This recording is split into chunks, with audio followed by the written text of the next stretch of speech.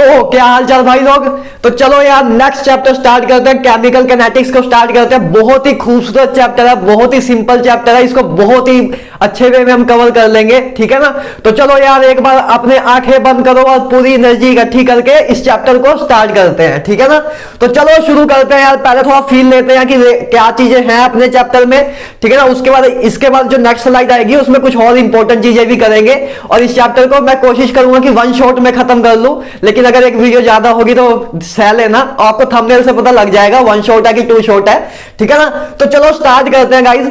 तो देखो सबसे पहली बात है, चैप्टर का नाम क्या है, केमिकल कैनेटिक्स। गाइज केमिकल देखो कैनेटिक्स का मतलब क्या है कि समवॉट रिलेटेड टू स्पीड, कि जो रिएक्शन हो रही है उसकी स्पीड से रिलेटेड करने वाला चैप्टर का नाम है केमिकल कैनेटिक्स, है ना। कि केमिकल कितनी तेजी से रिएक्शन कर रहे हैं, ये सब हम इस चैप्टर में पढ़ेंगे, जो कि नाम से इंप्लीकेट हो रहा है कि केमिकल कैनेटिक्स का मतलब क्या, कि केमिकल्स की स्पीड से हम बेसिकली डिस्कस करेंगे, कि स्पीड के बेस में मेजर करेंगे, ठीक है गाइस। कि रेट बताएंगे, हम रेट के चीजों में मेजर करेंगे चीजें, है ना। तो कैनेटिक्स का मतलब सिंपली आप कह सकते हो स्पीड, ठीक है ना। तो हम स्पीड से डील करेंगे, रेट ऑफ रिएक्शन से डील करेंगे मेनली इस चैप्टर में, ठीक है गाइस। आई होप क्लियर हो। तो देखो अब स्टार्ट करते हैं। सबसे पहली टर्म है जो अपनी rate of reaction. Rate of reaction मतलब कितनी तेजी से रिएक्शन हो रही है, उसके बारे में जानते हैं। तो देखो सबसे पहली बात तो यार मैंने आपको जैसे फिजिक्स का आपने अगर मेरा काइनेमेटिक्स का लेक्चर देखा हो तो उधर आपको समझ भी आया होगा। हमने एक होता है एवरेज रेट, एक होता है इंस्टेंटेनियस रेट, ठीक है ना। आपको मैंने एवरेज वेलोसिटी और इंस्टेंटेनियस वेलोसिटी कराई थी, वैसा ही है। तो देखो एवरेज रेट क्या होता है, इंस्टेंटेनियस रेट क्या होता है। एवरेज रेट क्या गाइस मतलब क्या, जब कोई इंटरवल ऑफ टाइम हो, मतलब किसी टाइम इंटरवल हो ना, कोई टाइम इंटरवल हो कि 1 सेकंड से लेके 3 सेकंड के बीच में हमें एवरेज रेट बताना है। तो मतलब एवरेज रेट क्या होता है गाइस, रेट ऑफ रिएक्शन, है ना। Rate of reaction in A given interval of time. अगर हमें टाइम इंटरवल दिया हो, है ना, कि 1 सेकंड से लेके 5 सेकंड के बीच में जो एवरेज रेट ऑफ रिएक्शन है उसको पूछ रहे हो, तो अपना उसमें हम average rate of reaction use करते थे। इंस्टेंटेनियस रेट ऑफ रिएक्शन क्या होता था गाइस, एट ए इंस्टेंट, मतलब किसी स्पेसिफिक टाइम पे जब हमें रेट पूछ ले कि बताओ इस टाइम पे रेट क्या है, तो उस टाइम पे गाइस अगर जो हमें रेट निकालनी होती है इंस्टेंटेनियस रेट, ठीक है ना।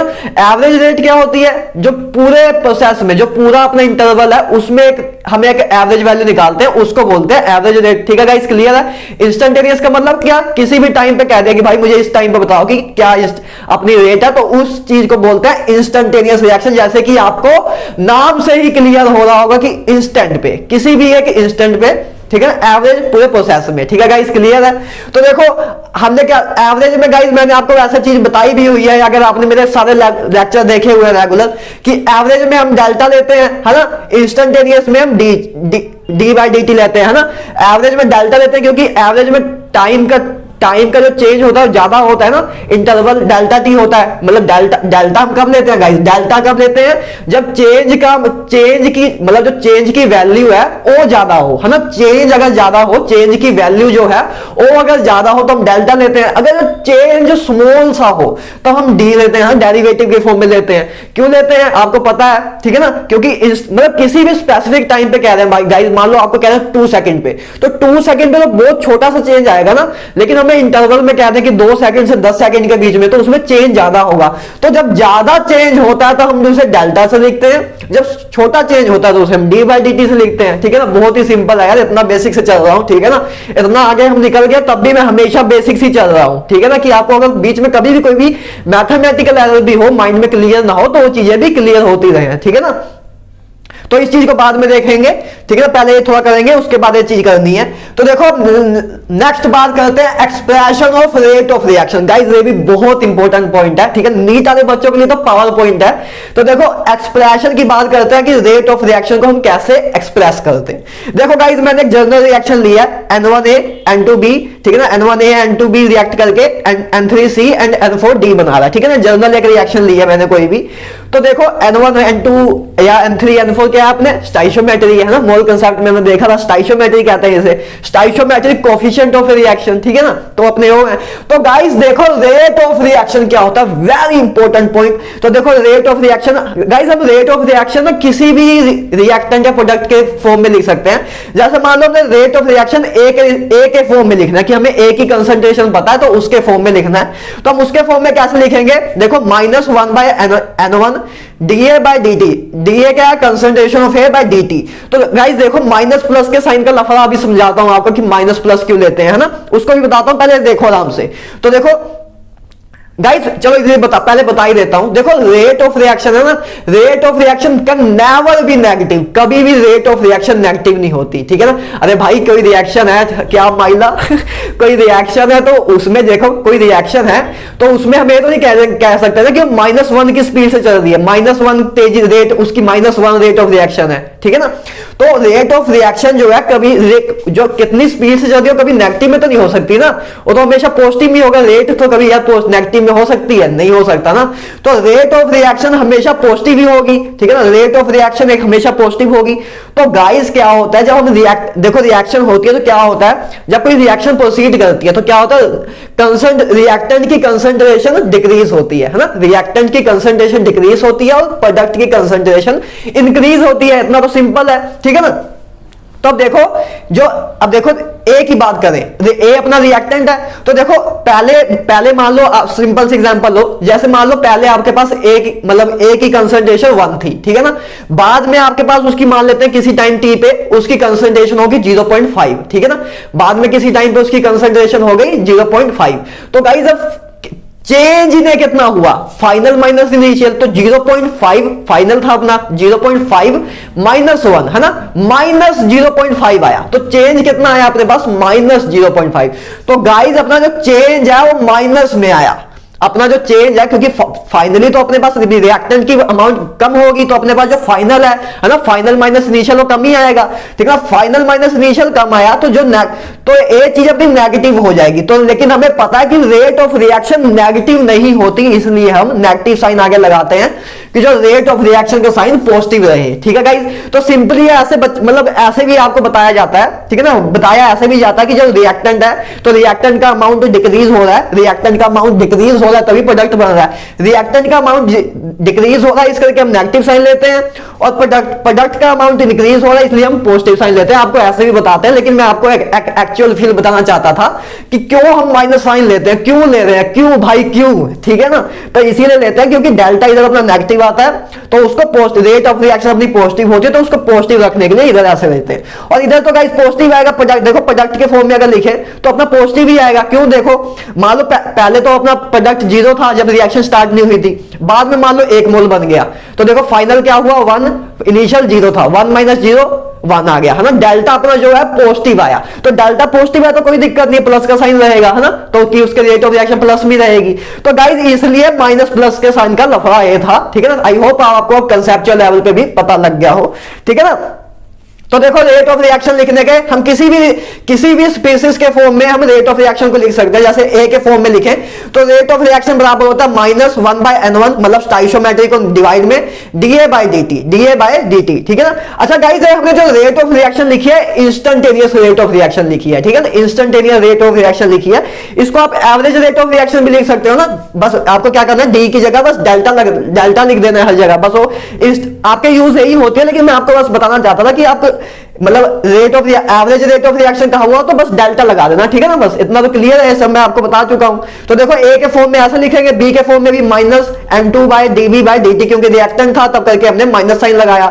प्रोडक्ट के फॉर्म में भी 1/N3/dC/dt, ठीक है ना, और डी के फॉर्म में भी 1/N4/dt, ठीक है गाइस, क्लियर है। बहुत आराम से कराया यार, इतना आराम से नहीं कराया जाता इस टाइम, लेकिन मैं आपको करा रहा हूं क्योंकि मैं अपने तरफ से मैक्सिमम एफर्ट लगा रहा हूं, तो आपको अगर 0 से भी स्टार्ट कर रहे हो तब भी कोई दिक्कत ना हो, और कम से कम लेक्चर में कंप्लीट भी करके दे रहा हूं आपको, ठीक है ना। इक्विलिब्रियम का बताओ डर खत्म हुआ कि नहीं, टफ था चैप्टर, सब कुछ करा दिया है यार, इक्विलिब्रियम बिल्कुल भी टफ नहीं है। अगर अभी भी थोड़ा सा डर बचा हो ना तो एक बार लेक्चर को 2x की स्पीड में देख लेना एक बार, फिर डर खत्म हो जाएगा, ठीक है ना। तो देखो नेक्स्ट मूव हम करते हैं रेट ऑफ अपीयरेंस और disappearance, very important and very critical point. बच्चे ये चीज तो याद रख लेते हैं, उनको करा दिया जाता है, लेकिन इस पे उनको जोर नहीं दिया जाता, लेकिन क्वेश्चन इस पे कभी कभी बन जाता है, फिर बच्चे उसमें भी यही चीज ही कर देते हैं, तो काम खत्म हो जाता है। देखो रेट ऑफ अपेयरेंस और डिसअपेयरेंस क्या होता है? अपेयरेंस का मतलब पता ना कि कोई चीज दिख रही है, डिसअपेयरेंस का मतलब खत्म हो रही है ना, खत्म हो रही है। अपेयरेंस किसके लिए यूज करा जाता है? अपेयरेंस किसके लिए यूज करा जाता है? प्रोडक्ट के लिए, क्योंकि रिएक्टेंट, देखो रिएक्टेंट होली होली गायब होता है और प्रोडक्ट होली होली बनना स्टार्ट हो जाता है ना। रिएक्टेंट जब कंज्यूम होगा तभी तो प्रोडक्ट बनेगा। तो देखो अपीयरेंस किसके लिए यूज करते हैं? प्रोडक्ट के लिए, है ना, क्योंकि प्रोडक्ट हमें अपीयर होना स्टार्ट हो जाता है। और डिसअपीयरेंस किसके लिए यूज करते हैं? रिएक्टेंट के लिए, क्योंकि रिएक्टेंट डिसअपीयर होने लग जाता है, रिएक्टेंट यूज होकर प्रोडक्ट बनता है। ठीक है ना, क्लियर है? तो देखो अब देखो रेट ऑफ अपीयरेंस, है ना, मैं शॉर्ट में लिखा है रेट ऑफ अपीयरेंस फॉर सी। देखो सी, पहले देखो रेट ऑफ डिसअपीयरेंस देख लो। रेट ऑफ डिसअपीयरेंस के लिए देखो ए की बात करें तो देखो फॉर ए के लिए रेट ऑफ डिसअपीयरेंस क्या होगा? Minus DA by DT। मतलब रेट ऑफ रिएक्शन और रेट ऑफ डिसअपीयरेंस में क्या फर्क आया गाइस, कि इसमें हम स्टाइशियोमेट्री से डिवाइड नहीं करते। इस चीज को याद रखना, ठीक है ना। इसमें आपकी कंसेप्चुअल क्लैरिटी होनी चाहिए कि रेट ऑफ डिसअपीयरेंस में हम बस उसी रिएक्टेंट को देखते हैं कि कितने रेट से गायब हो रहा है, ठीक है ना। रेट ऑफ रिएक्शन नहीं लिख रहे हैं हम, रेट ऑफ डिसअपीयरेंस देख रहे हैं, तो उसमें बस याद रखना स्टाइशियोमेट्री नहीं आता नीचे, ठीक है, क्लियर है? ठीक है ना। वैसे तो बहुत ही यूनिक क्वेश्चन है, लेकिन आ गया तो क्या करोगे, ठीक है ना। तो minus DA by DT for B के लिए माइनस DB बाय DT, है ना। माइनस प्लस साइन तो मैंने आपको बता ही दिया कि रहेगा। देखो उसी तरह रेट ऑफ अपीयरेंस सी के लिए DC by DT, for D के लिए DD बाय DT, ठीक है ना गाइस, क्लियर है? आई होप क्लियर हो गया। इसमें इस चीज को, इन दोनों में डिफरेंस याद रखना, है ना, कि मतलब क्या क्या। अच्छा आप इसको ऐसे भी लिख सकते हो ना, देखो कि रेट ऑफ रिएक्शन बराबर होगा रेट ऑफ, देखो मैं इसको थोड़ा शॉर्ट में लिख देता हूं कि रेट ऑफ रिएक्शन बराबर होगा रेट ऑफ अपीयरेंस, है ना, रेट ऑफ अपीयरेंस या और देखो रेट ऑफ डिसअपीयरेंस भी लिख सकते हो, रेट ऑफ अपीयरेंस या डिसअपीयरेंस डिवाइड बाय स्टाइकोमेट्री, ठीक है ना। इसको ऐसे भी लिख सकते हो आप ना, देखो रेट ऑफ रिएक्शन क्या, इसको ऐसे लिख सकते हो ना आप क्लियरली देख भी रहे होगे कि रेट ऑफ रिएक्शन लिखना है तो आप रेट ऑफ डिसअपीयरेंस या rate of appearance divide by stoichiometry करोगे तब भी वही चीज है। तो देखो इनमें वैसे मैंने आपको तो छोटा सा वैसे एक रिलेशन सा बता दिया, ठीक है ना गाइस। तो आई होप ये चीज क्लियर होगी। इसको इरेज कर देते हैं ना, इसको इरेज कर देते हैं कि आप स्क्रीनशॉट प्यारा सा ले पाओ, ऐसे अच्छा नहीं लगेगा देखने में, है ना। तो बस आपको वैसे माइंड खोलना था, एक बार दिखा दिया आपको, अब वैसे भी याद ही रह जाएगी ये चीज, है ना आपको। तो गाइस चलो नेक्स्ट मूव ऑन करते हैं रेट लॉ पे। गाइस जो अपने काफी क्वेश्चन है ना, तो इन दोनों का मिक्स होकर क्वेश्चन बन जाता है कि रेट लॉ और इस चीज को यूज करके क्वेश्चन बना देते हैं कि इसका भी एक्सप्रेशन यूज कर लेते हैं, इसका भी यूज कर लेते हैं, दोनों को मिक्स करके क्वेश्चन बना देते हैं। तो देखो पहली बात करते हैं रेट लॉ के बारे में कि रेट लॉ क्या है। गाइस ये रेट लॉ क्या है? एक्सपेरिमेंटल एक्सप्रेशन है ना, एक्सपेरिमेंट करके एक्सप्रेशन आता है। तो देखो पहली बात देखो रेट ऑफ रिएक्शन क्या बोलता है, रेट ऑफ रिएक्शन कहता है, देखो रेट ऑफ रिएक्शन ने क्या कहा था, रेट लॉ क्या था कि रेट ऑफ रिएक्शन जो है और डायरेक्टली प्रोपोर्शनल है ए दी पावर एक्स, ठीक है, शायद इधर आपको दिखे ना गाइस, ठीक है ना, बी दी पावर वाई, ठीक है ना। Rate of reaction guys directly proportional है concentration of A the power X, concentration of B the power Y, दोनों प्रोडक्ट में हमने लिए हैं, रिएक्टेंट की फॉर्म में लिखा है। तो देखो तो जब हम प्रोपोर्शनैलिटी का साइन हटाते हैं तो अपना एक कांस्टेंट आता है जिसको हमने रख दिया के, ठीक है ना। तो guys simply rate of reaction इसी को कहते हैं। रेट लॉ क्या बोलता है कि रेट ऑफ रिएक्शन जो है वो प्रोडक्ट होता है इनकी कंसंट्रेशन की पावर का, है ना, कंसंट्रेशन की कुछ स्पेसिफिक पावर होती है, उनका प्रोडक्ट होता है। तो देखो रेट जो है वो प्रोडक्ट है concentration of A the power X, concentration of B the power Y, ठीक है ना। जब डायरेक्टली प्रोपोर्शनल का साइन हटता है तो के एक कांस्टेंट आता है, तो हमने उसको के माना। तो देखो अब थोड़ा और डिटेल में जाते हैं। देखो अब जो रेट ऑफ पहले रेट लॉ हमें पता लग गया ना, रेट लॉ क्या होता है, रेट लॉ ने एक्सप्रेशन दिया था, ठीक है ना। तो अब देखो अब हम थोड़ी सी और बात कर लेते हैं कि के एक्स और वाई के बारे में देख लेते हैं, थोड़ा फील लेते हैं जो कि अपने काम आएगा। देखो पहली बात के क्या होता है, के होता है rate constant of a reaction. वाह, rate constant of a reaction होता है के, पहली बात एक क्लियर है, ठीक है ना। Rate constant of reaction is equal to K, ठीक है ना, पहली बात एक क्लियर है, ठीक है ना। जब थोड़ा ऐसा लगे ना कि मतलब अब थोड़ा ज्यादा सैचुरेट हो गया, कि मतलब अब अंदर दिमाग में जा नहीं रही है चीज, एक बार आंख बंद करा करो, 2 मिनट के लिए बैठा करो, उसके बाद फिर आंख खोला करो, उसके बाद फिर से आपका माइंड एक्टिव स्टेट में आ जाता है, ठीक है ना। तो देखो देखो अब के बारे में तो कुछ मैंने आपको पॉइंट लिखे जो कि बहुत ही बारीक पॉइंट है। देखो पूरा डिटेल में चलेंगे, कुछ भी ऐसा नहीं होगा कि मिस करके जा रहे हैं, ठीक है ना। जैसे कि आपको अब तो पता लग ही गया होगा यार, हम पूरा डिटेल में चल रहे हैं, आपने अब तो 6-7 चैप्टर कर भी लिए हैं, ठीक है ना। तो देखो पहली बात के देखो पॉइंट देखो, पहला क्या है, it is a characteristics of A given reaction, कि ये पहचान है गिवन रिएक्शन की, ठीक है ना। इतना सिंपल कौन बताएगा यार। एक कि रेट कांस्टेंट क्या है, किसी भी रिएक्शन की पहचान है, ठीक है ना, characteristics of A given reaction है, ठीक है ना। समझ गए कि रेट कांस्टेंट से हमें पता लग जाता है कि कौन से ऑर्डर की रिएक्शन है, ठीक है ना, कौन से ऑर्डर की रिएक्शन है, हमें ये पता लग जाता है। इसको मैं आगे और क्लियर करूंगा, ठीक है ना। वैसे तो देखो इधर से क्लियर हो जाता है। देखो यूनिट ऑफ मैंने के लिखी है कि रेट कांस्टेंट की यूनिट क्या होगी, अच्छा देखो इसकी तो रेट ऑफ रिएक्शन की यूनिट तो बहुत सिंपल है ना। रेट ऑफ रिएक्शन की यूनिट क्या होगी, देखो कंसंट्रेशन डिवाइड बाय टाइम, तो कंसंट्रेशन की यूनिट क्या होती है, मोल्स पर लीटर, तो moles per litre divide by time is a unit of rate of reaction, ठीक है ना। ये रेट ऑफ रिएक्शन की यूनिट होती है। तो चलो तो आप ऐसे भी निकाल ही लेते। तो देखो यूनिट ऑफ के क्या होगी, moles per litre 1 minus N into T minus 1, है ना। 1 minus moles per litre the power 1 minus N divide by T कह सकते हो, या तो टी इनवर्स प्रोडक्ट में लिख सकते हो, ठीक है ना। एक और फॉर्म है एटीएम 1 माइनस एन। तो भैया ये क्या चीज है, एन का क्या मतलब हुआ, तो एन का मतलब है ऑर्डर ऑफ रिएक्शन, ठीक है ना। एन का मतलब क्या, ऑर्डर ऑफ, एन क्या है, ऑर्डर ऑफ रिएक्शन, ठीक है ना। एन क्या है अपना, ऑर्डर ऑफ रिएक्शन। भैया ये ऑर्डर क्या होता है, तो देखो ऑर्डर बताता हूं, पहले देखो एक चीज पहले आपको समझ आ गई ना कि मैंने आपको यूनिट बता दी कि ऑर्डर देखो गाइस क्या होता है। देखो जैसे हम किसी भी रेट ऑफ रिएक्शन की बात करें, तो जैसे जीरो ऑर्डर रिएक्शन का मतलब क्या, जीरो ऑर्डर रिएक्शन का मतलब क्या, कि जो रेट ऑफ रिएक्शन है वो कंसंट्रेशन की पावर जीरो पे डिपेंड करती है। मतलब जीरो ऑर्डर रिएक्शन रेट पे डिपेंड ही नहीं करती, क्योंकि A the power zero, anything power zero is equal to 1, है ना। तो मतलब रेट ऑफ रिएक्शन कंसंट्रेशन पे डिपेंड ही नहीं करती। फर्स्ट ऑर्डर रिएक्शन का मतलब क्या, कि rate of reaction directly proportional to A the power 1 के है, कि rate of reaction directly proportional concentration of A के है। सेकंड ऑर्डर रिएक्शन का मतलब क्या हुआ भैया, कि rate of reaction directly proportional है कंसंट्रेशन दी पावर 2, कि मतलब rate of reaction concentration of A square के डायरेक्टली प्रोपोर्शनल है। तो इसी को बोलते हैं ऑर्डर ऑफ रिएक्शन, ठीक है गाइस। तो समझ गए ना, जैसे ये क्या है, सेकंड ऑर्डर रिएक्शन की रेट मतलब कंसंट्रेशन ऑफ ए स्केयर के डायरेक्टली प्रोपोर्शनल। तो ऑर्डर समझ आया ना गाइस, क्लियर है क्या होता है, कि रेट कंसंट्रेशन की किस पावर पे डिपेंड कर रही है, उससे हमें वो चीज हमें ऑर्डर बताती है, ठीक है ना। ये सेकंड ऑर्डर के लिए है, ये जीरो ऑर्डर के लिए, फर्स्ट ऑर्डर के लिए। तो आई होप ऑर्डर भी क्लियर हो गया हो। अब ऐसे कुछ याद रखने की जरूरत नहीं है, कि आपको बस पता है ऑर्डर क्या होता है, लेकिन दिमाग में कुछ भी नहीं आता कि ऑर्डर होता क्या है। आपसे कोई पूछ ले ऑर्डर क्या होता है, तो आप बोलते हो बस ऑर्डर है ठीक है ना। अब समझ आ गया ना क्या होता है ऑर्डर, ठीक है ना। तो आई होप समझ आ रहा हो, मस्ती से चल रहे हैं हम सब कुछ, ठीक है ना। लाइट लेक्चर ले रहे हैं बहुत, ठीक है ना।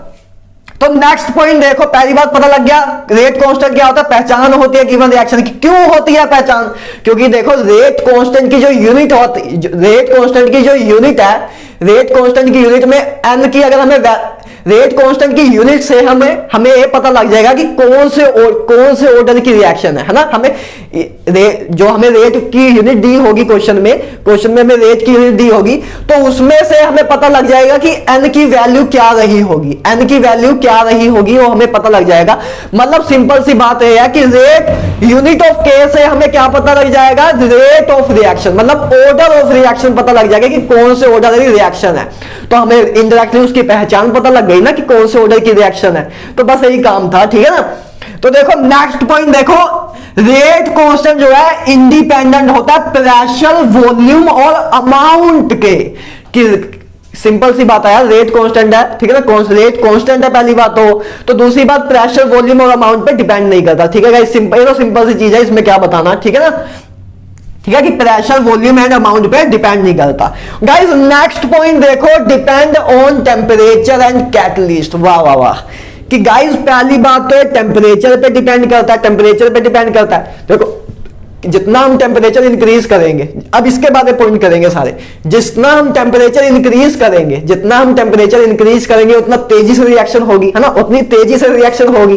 तो वही चीज बता रहे हैं कि जो रेट कांस्टेंट है depend on temperature and catalyst. भाई साहब एक और आ गए। अब देखो हमने क्या किया था, equilibrium does not effect, equilibrium की स्टेट जो है कैटलिस्ट उसको नहीं चेंज करता, लेकिन उसकी रेट तो चेंज करेगा ना। मैंने आपको बताया था एक कैटलिस्ट का काम क्या होता है, बस स्पीड को या तो इंक्रीज करना या तो डिक्रीज करना, not only the increase of speed. A mind में ना रखना कि कैटलिस्ट सिर्फ स्पीड इंक्रीज करता है, डिक्रीज भी कर सकता है, इंक्रीज भी कर सकता है, ठीक है ना। इसको हम सरफेस केमिस्ट्री में देखेंगे भी, तो आपको ये चीज क्लियर होनी चाहिए, ठीक है ना, कि रेट ऑफ रिएक्शन कितनी स्पीड से रिएक्शन हो रही है और टेम्परेचर पे डिपेंड करता है, कैटलिस्ट पे डिपेंड करता है, ठीक है ना।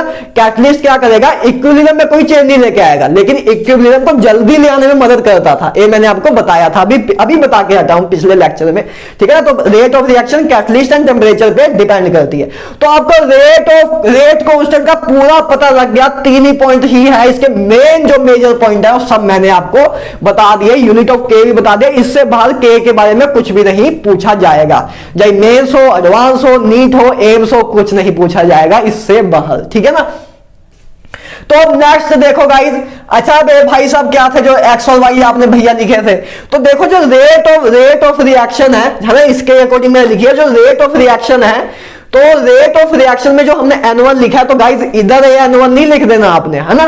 हम इक्विलिब्रियम में क्या करते थे कि इसकी पावर लिखते थे, इसकी पावर से लिखते थे, लेकिन रेट ऑफ रिएक्शन एक एक्सपेरिमेंटल एक्सप्रेशन है, इसमें एक्स और वाई इधर स्टाइकोमेट्री के बराबर नहीं होते हैं, एक्सपेरिमेंटली फाइंड किए जाते हैं, है ना।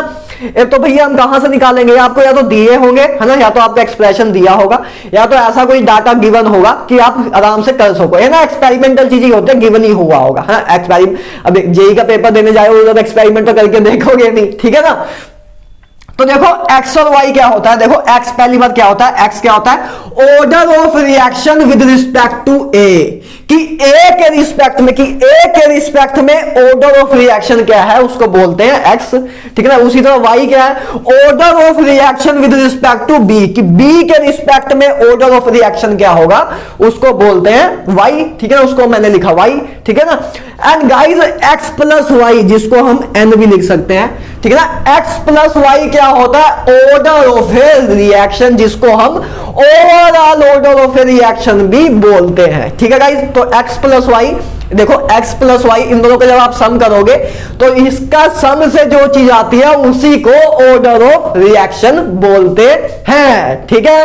क्लियर है सब कुछ, आंखें बंद करो, फिर से स्टार्ट करो, पूरी एनर्जी में रहना है, ठीक है ना। आपका एग्जाम आने वाला है तो मैं पूरी एनर्जी से पूरा जोर लगा रहा हूं, तो आपको भी पूरा जोर लगाना है, ठीक है ना।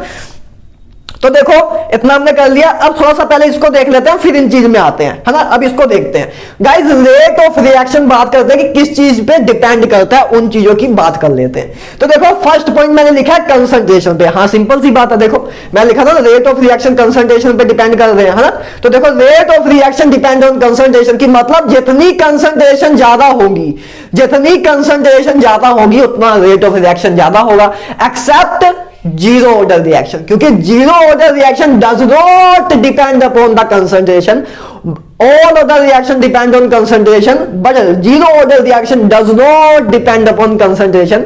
वैसे जनरली हम बात करें तो रेट ऑफ रिएक्शन इंक्रीज होती है विद इंक्रीज ऑफ कंसंट्रेशन, जो कि आप देख भी रहे हो, है ना, सब में, कि जितना हम कंसंट्रेशन इंक्रीज करेंगे उतना रेट भी इंक्रीज होगा, बस एक्सेप्ट जीरो ऑर्डर रिएक्शन के, ठीक है guys.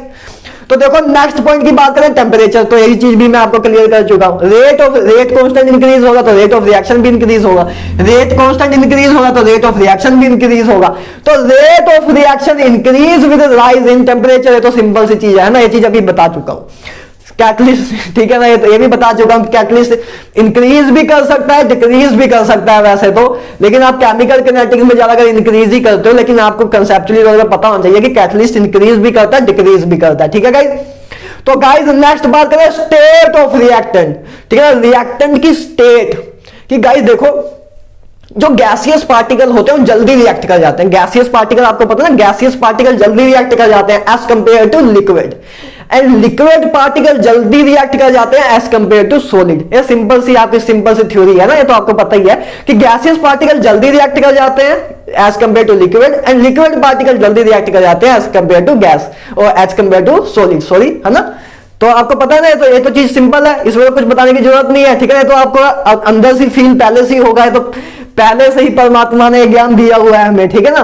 And guys also rate of reaction depend on the surface area, कि जितना रिएक्टेंट का सरफेस एरिया ज्यादा होगा, जितना उसके पास एरिया ज्यादा होगा उतनी रिएक्शन की रेट ज्यादा होगी ना, जितनी उसके पास जगह ज्यादा होगी उतनी रिएक्शन की रेट ज्यादा होगी। इसको वैसे तो हम ना सरफेस एरिया को हम सरफेस केमिस्ट्री में भी पूरी डिटेल में पढ़ते हैं, उसमें एक्टिवेशन एनर्जी वगैरह लगा के, तो लेकिन वैसे आपको मैं इधर भी थोड़ा बहुत फील दे देता हूं कि जितना सरफेस एरिया ज्यादा होगा रिएक्टेंट के पास उतनी रिएक्शन का रेट ज्यादा होगा ना, जितनी उसके पास जगह भाई ज्यादा है उतना आराम से उतनी आराम से रिएक्शन कर सकता है, उतनी तेजी से मतलब रेट ऑफ रिएक्शन आराम से कंफर्टेबली निकल जाएगी। वैसे इन चीजों को मैं थोड़ा आपको मैथमेटिकली बताऊंगा जब हम सरफेस केमिस्ट्री करेंगे, ठीक है गाइस। तो ये 5 चीजें थी जिसपे रेट ऑफ रिएक्शन डिपेंड करती है, किसपे concentration, temperature, catalyst, state of reactant and surface energy. I hope guys clear हो गया हो, बहुत डिटेल में हमने अभी तक जितना किया अच्छा किया, ठीक है ना। तो अब देखो और 2 चीजें कर लेते हैं। देखो एक चीज और आई है मोलिकुलरिटी, भैया अब एक क्या चीज आ गई, एक नवी कहानी आ गई। देखो यार मोलिकुलरिटी क्या होता है, देखो मैंने क्या लिखा है, total number of reacting species collide simultaneously to bring out a chemical reaction, कि कितने नंबर ऑफ रिएक्टेंट, कितने नंबर ऑफ रिएक्टेंट सिमल्टेनियसली मतलब एक ही टाइम पे कोलाइड हो रहे हैं रिएक्शन को ब्रिंग करने के लिए। कि मतलब जैसे देखो अगर मान लो 2 पार्टिकल एक साथ कोलाइड कर रहे हैं सिमल्टेनियसली, वेरी पावरफुल वर्ड, बहुत ही पावरफुल वर्ड। कि मोलिकुलरिटी का मतलब क्या होता है गाइस, कि कितने total number of reacting species एक ही पर्टिकुलर टाइम पे एक इंस्टेंट पे कोलाइड कर रहे हैं तो रिएक्शन को ब्रिंग आउट करने के लिए, कि रिएक्शन करवाने के लिए कितने रिएक्टिंग मॉलिक्यूल एक ही साथ कोलाइड कर रहे हैं, उसको बोलते हैं molecularity of a reaction. I hope guys clear हो गया होगा, है ना, ठीक है ना, सिंपल सी चीज है। तो देखो वही चीज हमने लिखी, total number of reacting species collide simultaneously to bring out a chemical reaction, ठीक है ना, वही सिंपल सी चीज है। गाइस देखो इसमें एक चीज और भी पूछी जाती है, देखो ऑर्डर जो है, ऑर्डर क्या है अपनी, ऑर्डर है अपनी एक्सपेरिमेंटल क्वांटिटी, एक्सपेरिमेंट से आती है ऑर्डर, आपको मैं बता चुका हूं। लेकिन मोलिकुलरिटी क्या है अपनी, एक थ्योरेटिकल क्वांटिटी है, ठीक है, थ्योरेटिकल चीज है, हमने अपने आप माना है कि मतलब थ्योरी से निकाली है ये चीजें, थ्योरी से, एक कंसेप्ट जो है थ्योरी से आया हुआ है, कि हमने वैसे माना है कि 2 मॉलिक्यूल कोलाइड हुए होंगे तभी सेकंड ऑर्डर रिएक्शन बनी है। तो मोलिकुलरिटी वैसी बनी है गाइस, ठीक है ना। मोलिकुलरिटी क्या है, देखो सिंपल सा आपको क्वेश्चन ऐसा आता है कि बताओ ऑर्डर एक्सपेरिमेंटल क्वांटिटी है ना, एक्सपेरिमेंटल क्वांटिटी है, और मोलिकुलरिटी क्या है, मोलिकुलरिटी थ्योरेटिकल क्वांटिटी। बस आपको इतना पता होना चाहिए कि मोलिकुलरिटी जो थ्योरेटिकल क्वांटिटी है और ऑर्डर जो है वो एक्सपेरिमेंटल करके हम निकालते हैं गाइस, ठीक है ना। इतना से एक क्वेश्चन आता है, आप इतना याद रखना, ठीक है ना। गाइस आपको पता मोलिकुलरिटी जो है, मोलिकुलरिटी हमेशा इंटीजर्स में ही होगी, है ना, इंटीजर्स में ही होगी, ठीक है ना। अरे भाई ऐसा तो नहीं होगा ना कि आधा मोलिक्यूल दूसरे आधे मोलिक्यूल से कोलाइड हुआ, इंटीजर में होगा ना कि 1 होगा मोलिक्यूल या 2 होगा, ठीक है ना। ऐसा मोलिकुलरिटी आधा तो होगा नहीं कि भाई 1.25 एटम कंबाइन करे 1.25 एटम से, है ना, 1.25 लीटर कंबाइन किया उससे, ठीक है ना, ये सब तो होगा नहीं, हमेशा इंटीजर में होगी मोलिकुलरिटी, सिंपल से बताने का मतलब यह था। और गाइस मोलिकुलरिटी 3 से ज्यादा बहुत ही रेयरस्ट है, मतलब एक पर्टिकुलर टाइम पे 3 मॉलिक्यूल से ज्यादा कोलाइड नहीं करते, बहुत ही रेयर केस होता है। मोलिकुलरिटी 3 से ज्यादा तो बहुत ही रेयर केस होता है, ठीक है गाइस। तो मोलिकुलरिटी 3 से ज्यादा हमें जनरली शो ही नहीं होती, ठीक है गाइस, क्लियर है। इतनी चीज थी मोलिकुलरिटी में। आई होप मोलिकुलरिटी आप समझ गए हो कि एक पर्टिकुलर टाइम पे कितने नंबर ऑफ मॉलिक्यूल कोलाइड कर रहे हैं कि प्रोडक्ट बनने लग जाए, ठीक है ना, बस सिंपल सी बात इतनी है। तो गाइस नेक्स्ट देखो एक्टिवेशन एनर्जी, जिसको हम ईए से भी डोनेट करते हैं, इसको वैसे जनरली बाद में कराते हैं थोड़ा कोलिजन थ्योरी के बाद, लेकिन मैं इसको परफेक्ट प्लेस मेरे अकॉर्डिंग इधर ही है इसकी, ठीक है ना। तो देखो एक्टिवेशन एनर्जी क्या होती है, ईए से डोनेट करते हैं, पहली बात तो ये एक्टिवेशन एनर्जी क्या होती है गाइस? एक्टिवेशन एनर्जी जैसे कि आपको नाम से पता लग रहा हो कि रिएक्टेंट को एक्टिव करने के लिए जो एनर्जी चाहिए होती है उसे बोलते हैं एक्टिवेशन एनर्जी। मतलब देखो कि रिएक्टेंट अभी आराम से सो रहा है ना, आराम से सो रहा है, ठीक है ना, आराम से सो रहा है रिएक्टेंट, उसको अचानक जगाने के लिए कि चल भाई उठ रिएक्टेंट जल्दी उठ, चल ना, है ना, जल्दी उठ, ऐसा सो रहा है आराम से, उसको क्या है, उसको एनर्जी दे कि चल भाई उठ जल्दी, प्रोडक्ट बनना है तुझे। तो उस टाइम जो एनर्जी हमें चाहिए होती है उसे बोलते हैं activation energy. The minimum amount of energy required to bring out the reaction that is called activation energy. Guys clear है? आपको मैंने वैसे सिंपल मेथड से ही बता दिया, एक डेफिनेशन भी बता दी, जैसे आप समझ सको आराम से वैसे कर लेना, ठीक है ना। तो देखो गाइस एक्टिवेशन एनर्जी का फॉर्मूला देखो। पहली बात, ए इक्वेशन आपको रटी होनी चाहिए, आपके डीएनए में बसी होनी चाहिए, ठीक है ना, आपके डीएनए के अंदर इस चीज का कॉपी होना चाहिए। तो देखो इस इक्वेशन को बोलते हैं Arrhenius equation, that is a very important equation. देखो rate constant and activation energy के बीच में रिलेशन दिया है, के बराबर होता है ए ई क्या होता है गाइस? एक्सपोनेंशियल, है ना, exponential factor E the power minus E A by R T. तो guys rate of reaction and activation energy के बीच में आपको रिलेशन दिया हुआ है, इसी को बोलते हैं आर्नियस इक्वेशन।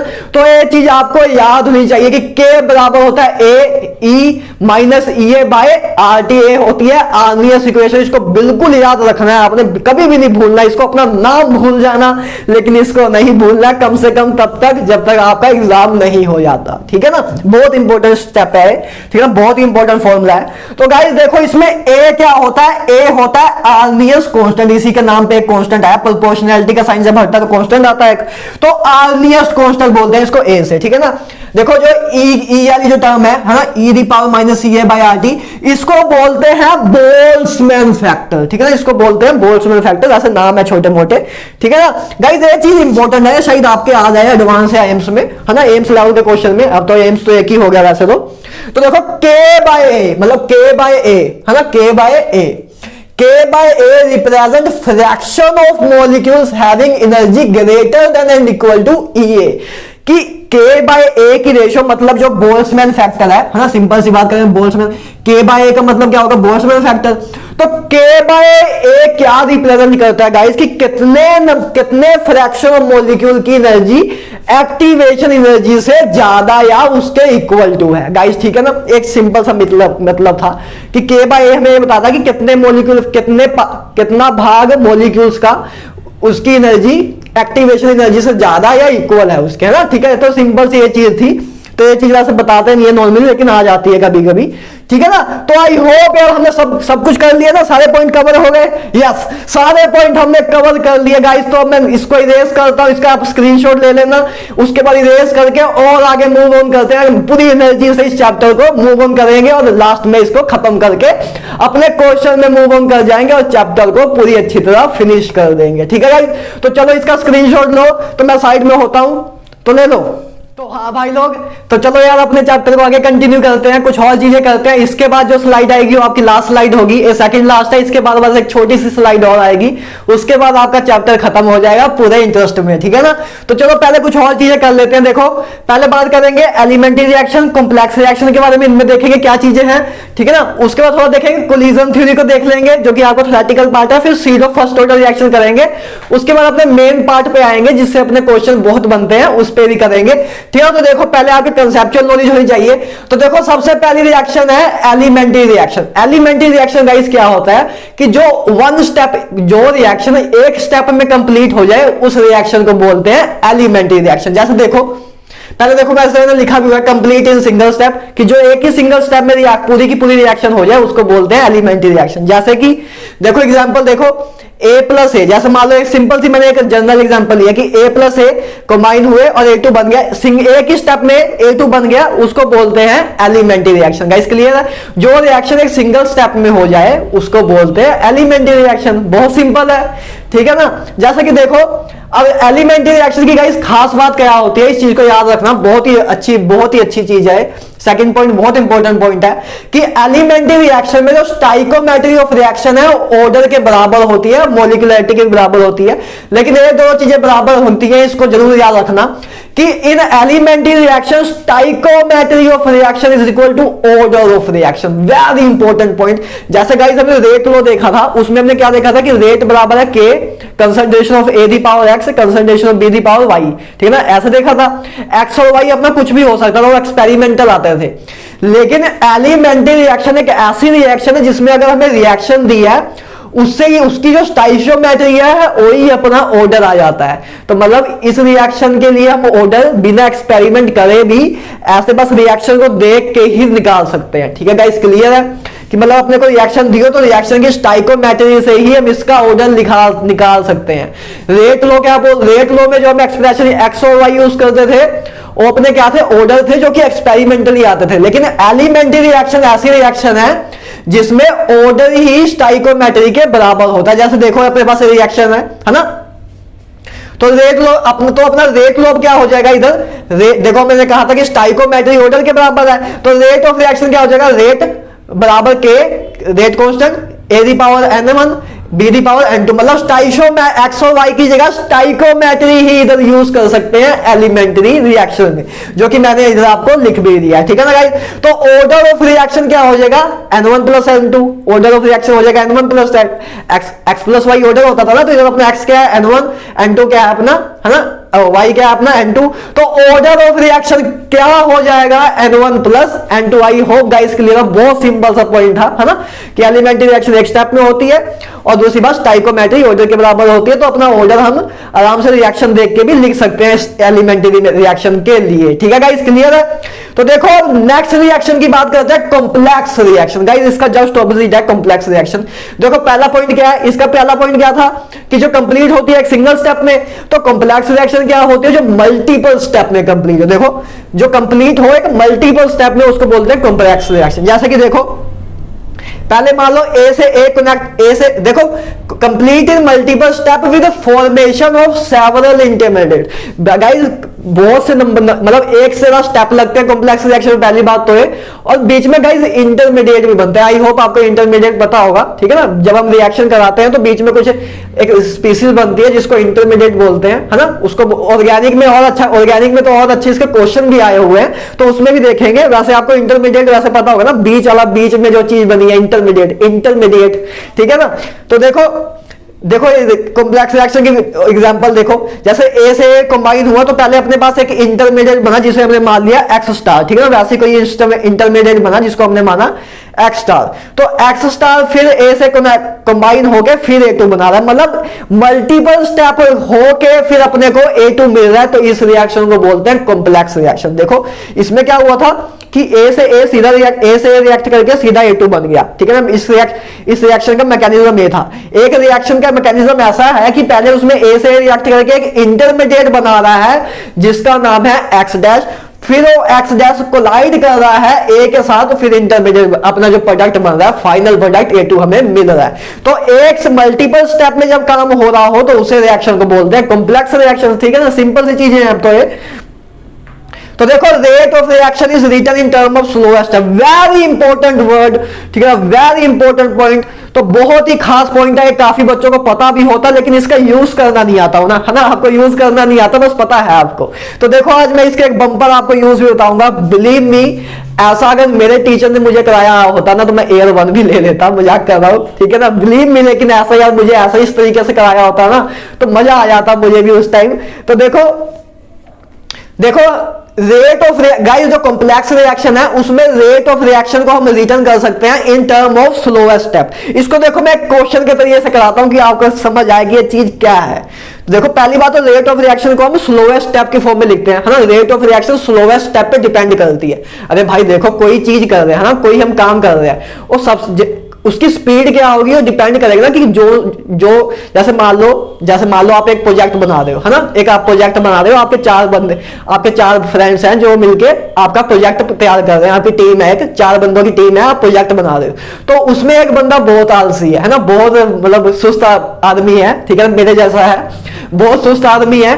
तो देखो जो आपका ओवरऑल प्रोजेक्ट बनेगा, ओवरऑल प्रोजेक्ट कब तक बनेगा उस सुस्त बंदे पे डिपेंड करेगा ना, कि जब वो उसने काम कर दिया तो मतलब सारा काम हो गया। जब वो सुस्त बंदे ने अगर काम कर दिया, बाकी तीन तो काम कर ही रहे हैं, लेकिन उस सुस्त बंदे ने काम अपना कर दिया, जब मेरे जैसे बंदे ने काम अपना कर दिया तो काम हो जाएगा, ठीक है ना। तो उसी तरह इधर भी है कि जो स्लोएस्ट रिएक्शन होगी वही अपनी रेट डिपेंडेंट होगी, है ना। स्लोएस्ट स्टेप ही गाइस हमें रेट को बताएगी ना। सिंपल समझ आया ना, एग्जांपल बहुत सिंपल से समझाई है, ठीक है ना। तो देखो मैं इसका आपको एक क्वेश्चन के जरिए कराता हूं कि आपको थोड़ा पता लगे जेईई नीट में एक्चुअल में इस पॉइंट का यूज कैसे होता है।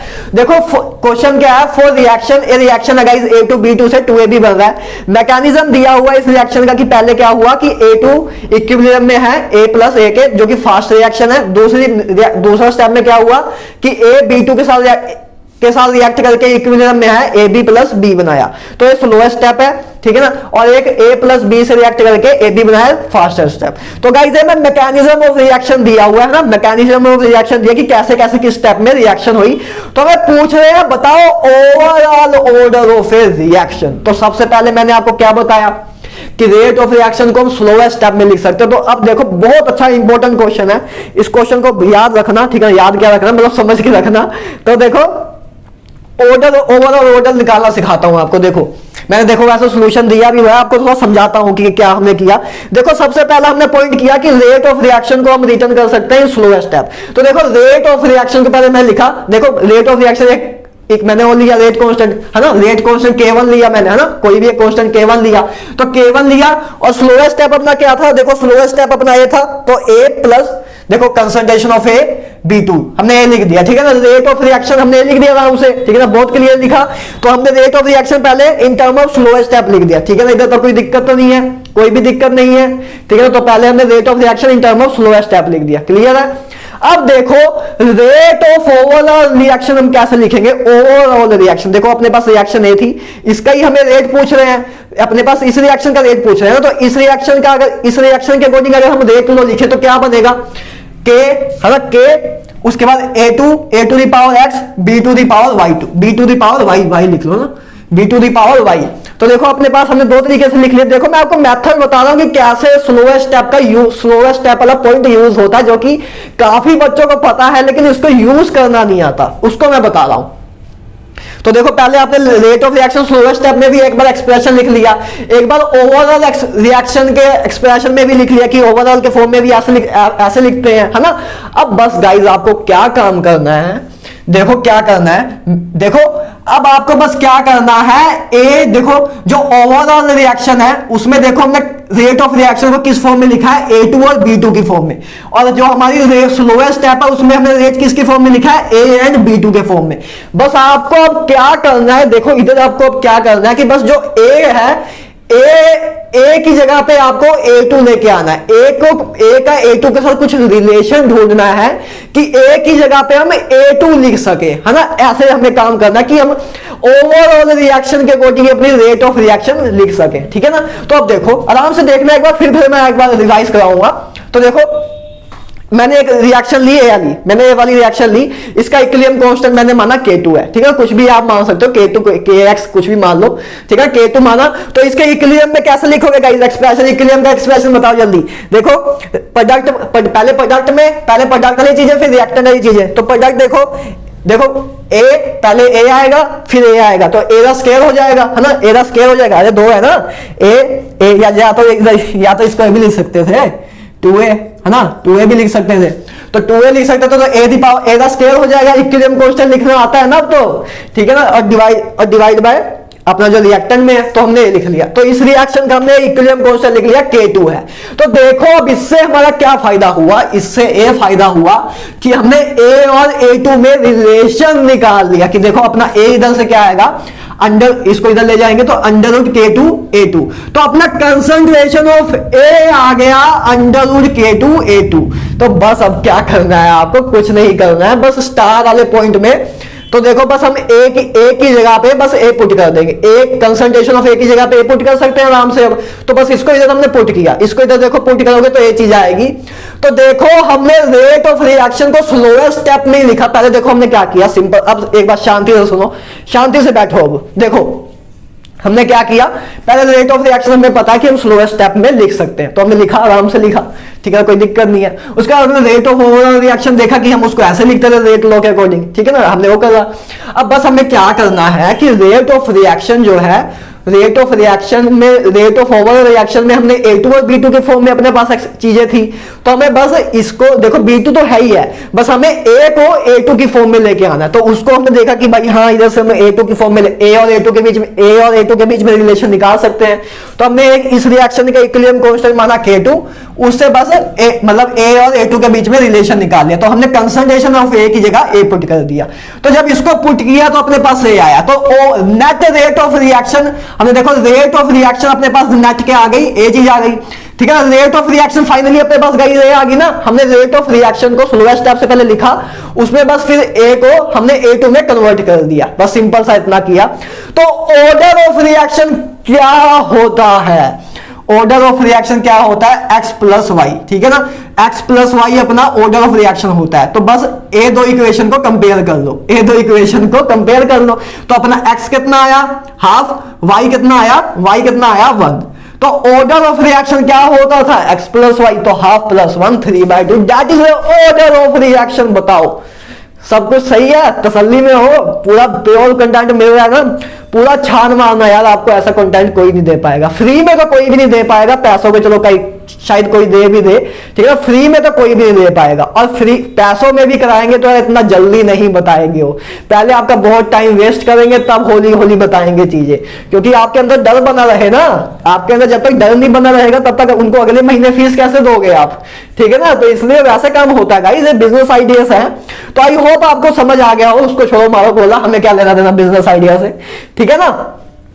तो देखो नेक्स्ट चीज करते हैं कोलिजन थ्योरी के बारे में। आई होप ये समझ आ गया हो ना, बहुत ही अच्छा क्वेश्चन है, इसको याद समझ के रखना कि कैसे हमने क्या किया, ठीक है ना। इसका स्क्रीनशॉट ले लेना लास्ट में। कोलिजन थ्योरी देखो गाइस, एक छोटी सी थ्योरी है। कोलिजन थ्योरी ने हमें क्या बताया था, कंडीशन फॉर इफेक्टिव कोलिजन। देखो मैंने आपको क्या बताया था कि कोई भी रिएक्शन हो रही है, कोई भी रिएक्शन तभी होती है जब दो चीजें आपस में टकराव करती है, मतलब आपस में मिलाप करती हैं। जब आप रिएक्टेंट आपस में मिलाप करते हैं तभी प्रोडक्ट बनता है ना। तो वही चीज बता रहे हैं कि कोलिजन थ्योरी ने हमें क्या बताया। कोलिजन थ्योरी ने बेसिकली बात करी थी कि इफेक्टिव कोलिजन के लिए, मतलब एक पूरे प्यार भरे मिलाप के लिए क्या क्या कंडीशन होती है, बस उसने वो बताया था, ठीक है ना, सिंपल सी बात है। देखो पहला पॉइंट उसने क्या बताया था, reacting molecule have minimum energy that is called threshold energy. Guys के रिएक्टिंग मॉलिक्यूल के पास मिनिमम एनर्जी होनी चाहिए जिसको बोलते हैं थ्रेशोल्ड एनर्जी। अब इधर से कंफ्यूजन क्रिएट होती है कि भैया थ्रेशोल्ड एनर्जी और एक्टिवेशन एनर्जी क्या हुआ, ठीक है, इनमें फर्क नहीं समझ आ रहा है, कोई बात नहीं, समझाते हैं। देखो मैंने आपको क्या बताया था, एक्टिवेशन एनर्जी क्या होती है कि मॉलिक्यूल सो रहा है, मॉलिक्यूल सो रहा है, उसको एनर्जी देना, बस उसको जगा देना, ठीक है ना, उसको बोलते हैं एक्टिवेशन एनर्जी, उसको एक्टिव स्टेट में लेके आना। और गाइस अब उसको रिएक्टेंट से प्रोडक्ट में कन्वर्ट करने के लिए भी उसको कुछ और एनर्जी देनी पड़ेगी जो उसको प्रोडक्ट में कन्वर्ट कर दे, है ना, जो उसको प्रोडक्ट में कन्वर्ट कर दे। उसे कितनी एनर्जी देनी पड़ेगी, जितनी उसकी पोटेंशियल एनर्जी है, जितनी उसकी पोटेंशियल एनर्जी है उसको उतनी एनर्जी देंगे तभी तो किनेटिक एनर्जी की फॉर्म में प्रोडक्ट में कन्वर्ट होगा, है ना। देखो पहले हमने क्या किया, कोई मॉलिक्यूल था, है ना, कोई मॉलिक्यूल आराम से सो रहा था, उसके हमने एक्टिवेशन एनर्जी दी, जाग गया, हो भाई क्या हो गया, ठीक है ना, जाग गया, तो एक्टिव स्टेट में आ गया। उसके बाद उसे हमने कुछ और एनर्जी दी जिसके करके रिएक्टेंट से प्रोडक्ट में बन गया। तो सिंपल सी बात यह हुई कि थ्रेशोल्ड एनर्जी बराबर होती है potential energy plus activation energy की। मतलब पहले हमने उसे जगाया, ठीक है ना, जगाया, फिर उसको आगे भेजा कि जा भाई काम कर अब तू अपना, ठीक है ना, तो उसको बोलते हैं थ्रेशोल्ड एनर्जी। आई होप आज बहुत ही क्लियरली आपको कॉन्सेप्ट क्लियर हुआ हो, ठीक है ना। तो ये चीज में क्लियर नहीं होता, आपकी गलती नहीं है, उसमें टीचर ही उतना बहुत टफ बनाते हैं चीजों को, अब क्या कर सकते हैं उसमें हम, ठीक है ना, उसमें आपकी कोई गलती नहीं है कि आपको समझ नहीं आया, दिक्कत उनकी है जो समझा रहे हैं आपको, ठीक है ना। पहली बात उसने, ठीक है गाइस, ये बताई थी कोलिजन थ्योरी में पहला पॉइंट क्या था, reacting molecule have minimum energy जिसको थ्रेशोल्ड एनर्जी बोलते हैं। सेकंड पॉइंट क्या था कि प्रॉपर ओरिएंटेशन ऑफ कोलिजन होनी चाहिए, मिलाप करने के लिए एक ओरिएंटेशन भी पूरी होनी चाहिए ना। तो वही बता रहे हैं कि प्रॉपर ओरिएंटेशन हो, प्रॉपर ओरिएंटेशन हो कोलिजन की, प्रॉपर ओरिएंट, ऐसे तो नहीं हो ना, ऐसे अगर ऐसे आगे टकरा दे तो मजा नहीं आएगा। प्रॉपर ओरिएंटेशन हो कोलिजन की, तब एक इफेक्टिव कोलिजन मिलता है। तो गाइस इसने मेनली 2 पॉइंट बताए थे, ठीक है ना, कि इसने पहली पॉइंट ये बताया था कि इफेक्टिव कोलिजन कराने के लिए पहली बात अपने पास कुछ मिनिमम एनर्जी होनी चाहिए, जिसको थ्रेशोल्ड एनर्जी बोलते हैं। सेकंड पॉइंट इसने ये बताया था कि प्रॉपर ओरिएंटेशन होनी चाहिए। बस यही अपनी कोलिजन थ्योरी है, ठीक है ना। गाइस इसमें देखो ग्राफ के भी बेस पे क्वेश्चन आ जाता है। क्वेश्चन क्या आता है वैसे बस थोड़ा समझाने बेस पे है। देखो आपको मान लो ग्राफ दिया हुआ है, पहले 2 ग्राफ मैंने लिए हैं ना, 2 ही ग्राफ है। देखो energy and progress of reaction में ग्राफ है कि एनर्जी की मतलब एनर्जी में क्या फर्क पड़ रहा है और रिएक्शन जाते जा रही है। प्रोग्रेस ऑफ रिएक्शन हमने इधर लिया, एनर्जी ऑफ रिएक्शन हमने इधर लिया। तो देखो पहले देखो प्रोग्रेस ऑफ रिएक्शन, जैसे जैसे रिएक्शन, देखो इधर रिएक्शन आगे जा रही है, जैसे जैसे रिएक्शन आगे जा रही है तो देखो पहले क्या हुआ, देखो ऐसे गई ऐसे आया, मतलब फाइनली ये चीज बनी, ठीक है ना। अब देखो फाइनली क्या हुआ, देखो पहले उसकी एनर्जी कुछ मान लो इधर थी, पहले उसकी एनर्जी इतनी थी, है ना, पहले उसकी एनर्जी मान लो ये थी, ठीक है ना। अब बाद में उसकी एनर्जी कितनी हो गई, इधर आ गई, बाद में उसकी एनर्जी इतनी हो गई, है ना। पहले उसकी मान लो, देखो यार, मान लो इसकी एनर्जी पहले 1 थी, पहले इसकी एनर्जी 1 थी, तो फाइनल चीज अपनी ये है, तो फाइनल चीज की एनर्जी 2 हो गई, है ना, फाइनल चीज की एनर्जी 2 हो गई। तो अपने पास डेल्टा एच क्या आया, डेल्टा एच क्या आया, 2 - 1 फाइनल माइनस इनिशियल, है ना। डेल्टा एच मतलब डेल्टा एच इधर क्या है, कितनी इंथैल्पी चेंज हुई, कितनी इंथैल्पी चेंज हुई, मतलब मैंने आपको क्या बताया था, इंथैल्पी की डेफिनेशन क्या थी, the amount of heat evolved, amount of heat evolved, है ना, मतलब कितनी अमाउंट ऑफ हीट रिलीज हुई या ऑब्जर्व हुई in a given reaction at a constant pressure, that is called enthalpy of reaction, जो हम कर चुके हैं थर्मोकेमिस्ट्री में, ठीक है ना। तो वही चीज है, देखो इधर जब रिएक्टेंट की पहली एनर्जी इतनी थी, बाद में इतनी हो गई, बाद में इतनी हो गई, ठीक है ना। तो उसने क्या किया, पहले उसकी एनर्जी इतनी थी, बाद में इतनी हो गई, तो जो एनर्जी का डिफरेंस है वही उसने या तो एब्स्ट्रैक्ट की है, या तो उसने ली है, या तो दी है ना, कुछ तो किया होगा, तो वही अपना डेल्टा एच होता है, तो देखो इधर अपना डेल्टा एच क्या होगा, पॉजिटिव होगा। क्यों, देखो पहले देखो 1 थी, बाद में 2 हो गया, तो final minus initial 2 - 1, delta H अपना पॉजिटिव आ गया। तो डेल्टा एच अपना पॉजिटिव आया, मतलब एंडोथर्मिक रिएक्शन है। एंडोथर्मिक रिएक्शन भाई साहब क्यों है, क्योंकि फाइनल एनर्जी ज्यादा है, इनिशियल एनर्जी कम है। एंडो मतलब आओ, उसको और एनर्जी वो ले रहा है, अपना और एनर्जी गेन कर रहा है, तो जितनी एनर्जी वो ले रहा है इसी करके डेल्टा एच अपना पॉजिटिव है। इधर से एक चीज और आपको पता लगी, for endothermic reaction delta H equal two plus, delta H का साइन पॉजिटिव होता है, ठीक है ना गाइस, सिंपल सी बात है। अब देखो इसी तरह दूसरा केस भी बनता है, देखो एक ग्राफ और है, तो देखो इसमें इनिशियल एनर्जी इसकी 2 है, मान लो उल्टा केस बन जाएगा, इसकी इनिशियल एनर्जी 2 है, फाइनल एनर्जी 1 हो गई, तो अपने पास डेल्टा एच क्या आया, 1 - 2, तो -1 आया अपना डेल्टा एच, मतलब डेल्टा एच का साइन नेगेटिव आया, तो दैट इज एक्सोथर्मिक रिएक्शन की एनर्जी रिलीज हो रही है रिएक्शन में। क्यों, क्योंकि पहले उसकी एनर्जी 2 थी, बाद में 1 हो गई, तो 2 पहले थी, उसने 1 जूल रिलीज कर दी, तो 1 बची, ठीक है ना। तो ये होती है अपनी एक्सोथर्मिक रिएक्शन। तो डेल्टा एच पॉजिटिव कब होगा, एंडोथर्मिक रिएक्शन में, डेल्टा एच नेगेटिव कब, एक्सोथर्मिक रिएक्शन में, ठीक है गाइस, क्लियर है। तो आई होप अभी तक सब कुछ क्लियर होगा, बहुत सिंपल तरीके से मैंने सब कुछ बताया, बच्चों की तरह बता रहा हूं हर एक चैप्टर, ठीक है ना, कहीं कंफ्यूजन नहीं होनी चाहिए। तो देखो लास्ट पॉइंट करते हैं इस स्लाइड का, pseudo first order reaction. Guys इसको पी सीडो नहीं बोलते, मतलब पी साइलेंट है, पता नहीं कैसी क्या लैंग्वेज है, साइलेंट कैसे पता करते हैं मुझे भी नहीं पता, ठीक है ना, शायद फिनोटिक्स में आता है, अभी शायद हमें इंजीनियरिंग में कराएंगे तो मैं आपको बताऊंगा तब कि पी साइलेंट कैसे पता लगता है। चलो हमको क्या लेना देना यार, कहां की बातें चल रही हैं। तो गाइस पी अपना साइलेंट है, तो सीडो फर्स्ट ऑर्डर रिएक्शन इसको बोलते हैं। सीडो का मतलब गाइस क्या, नकली, है ना, जो नकली हो। सीडो वर्ड का मतलब क्या, नकली, कि नकली फर्स्ट ऑर्डर रिएक्शन। गाइस कि a reaction, pseudo first order reaction क्या होती है, जो देखने में तो लगती है कि फर्स्ट ऑर्डर रिएक्शन है लेकिन होती नहीं है एक्चुअल में, उसको बोलते हैं सीडो फर्स्ट ऑर्डर रिएक्शन, ठीक है ना। तो देखो सीडो फर्स्ट ऑर्डर रिएक्शन के पॉइंट देखो, highlighted point. Pseudo first order reaction में क्या होता है, ऑर्डर 1 होता है, जैसे कि आपको नाम से पता लग रहा है फर्स्ट ऑर्डर, लेकिन मोलिकुलरिटी ग्रेटर देन 1 होती है, that is a cause, it is called pseudo first order reaction. कि सीडो फर्स्ट ऑर्डर रिएक्शन में ऑर्डर तो 1 होता है लेकिन मोलिकुलरिटी ग्रेटर देन 1 होती है गाइस, ठीक है ना। I hope pseudo first order reaction clear हो गया हो, ठीक है ना गाइस। इसकी देखो ये जो दो एग्जांपल है ना, कभी कभी पूछ ली जाती हैं, कभी कभी पूछ लेते हैं कि बताओ inversion of cane sugar is example of, ऐसे दे देंगे आपको pseudo first order reaction, first order reaction, two order reaction, zero order reaction, तो आपको पता होना चाहिए कि ये सीरो फर्स्ट ऑर्डर रिएक्शन है, ठीक है ना। तो ये दो एग्जांपल आपको याद नहीं चाहिए, ये दो ही आपके सिलेबस में भी है।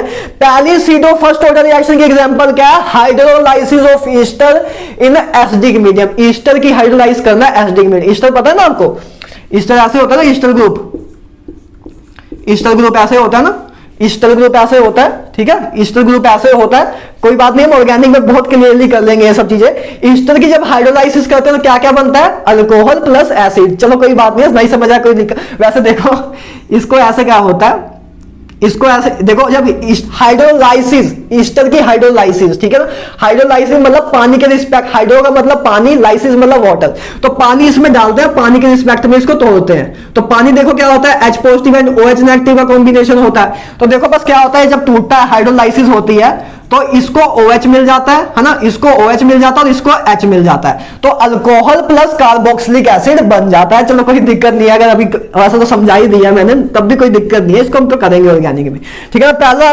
पहला क्या है, hydrolysis of ester in acidic medium, acidic medium में ईस्टर की हाइड्रोलाइसिस, याद रखना एसिडिक मीडियम है ना, एसिडिक मीडियम है।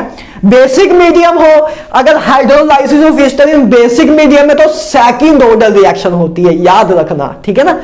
एसिडिक मीडियम में pseudo first order, basic medium में, ठीक है, बेसिक ऑर्डर में second order reaction. Guys clear है।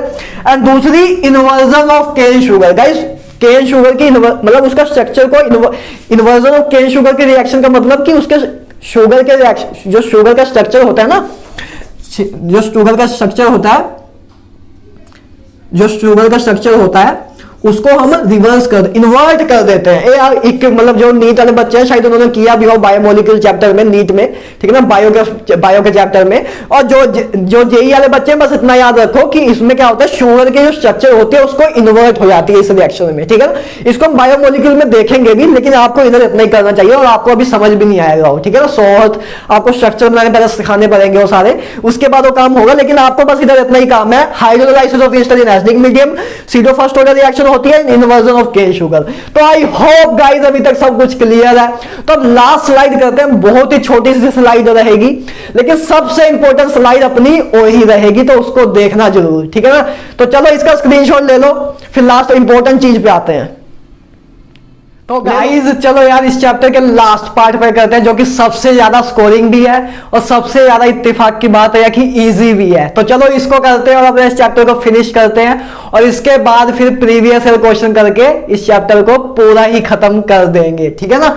तो चलो देखो, अब मैंने वही बस सिंपल सी चीजें लिखी है, जीरो ऑर्डर रिएक्शन के बारे में लिखी है, ठीक है ना। उसके बाद फर्स्ट ऑर्डर रिएक्शन करेंगे, फिर nth ऑर्डर रिएक्शन करेंगे, और बाकी सब हमने थ्योरेटिकल पार्ट तो हमने पहले ही खत्म कर लिया है ना।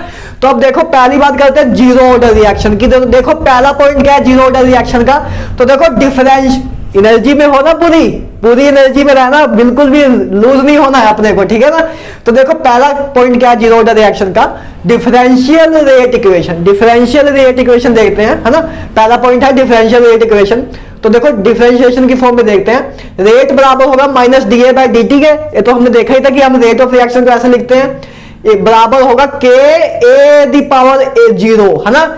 Rate A note concentration of A note A the power 0 के डायरेक्टली प्रोपोर्शनल होगा, उसको बोलते हैं जीरो ऑर्डर रिएक्शन, है ना गाइस। मैंने ये चीज आपको बताई थी कि जीरो ऑर्डर रिएक्शन का मतलब क्या, कि रेट डायरेक्टली प्रोपोर्शनल होगा concentration the power 0, concentration the power 0। तो देखो कंसंट्रेशन दी पावर 0, तो ये सिंपल सी चीज है, इसमें तो कुछ बताने वाला था नहीं।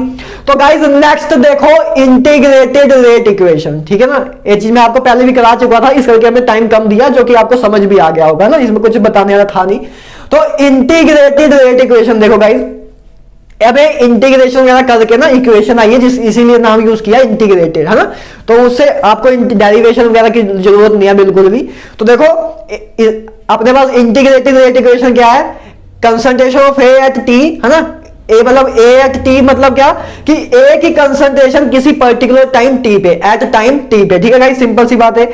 ए नोट बराबर होगा ए नोट मतलब इनिशियली कितना अमाउंट ऑफ इनिशियली कंसंट्रेशन पूछिए, मतलब ए नोट मतलब at time 0 t equal to 0 पे ना इनिशियली अपने पास कितना कंसंट्रेशन है कि उसको बोला है ए नोट, ठीक है ना, माइनस के टी। तो गाइस ये आपकी इंटीग्रेटेड रेट इक्वेशन है। जैसे आपको यार कभी दिया हो कि आपको पूछ ले कि बताओ 50 सेकंड में, बताओ 50 सेकंड बाद बताओ कि कितना आपके पास रिएक्टेंट बच गया, कितना आपके पास जो ए नोट था मतलब 50 सेकंड के बाद बताओ कि कितना आपके पास बच गया।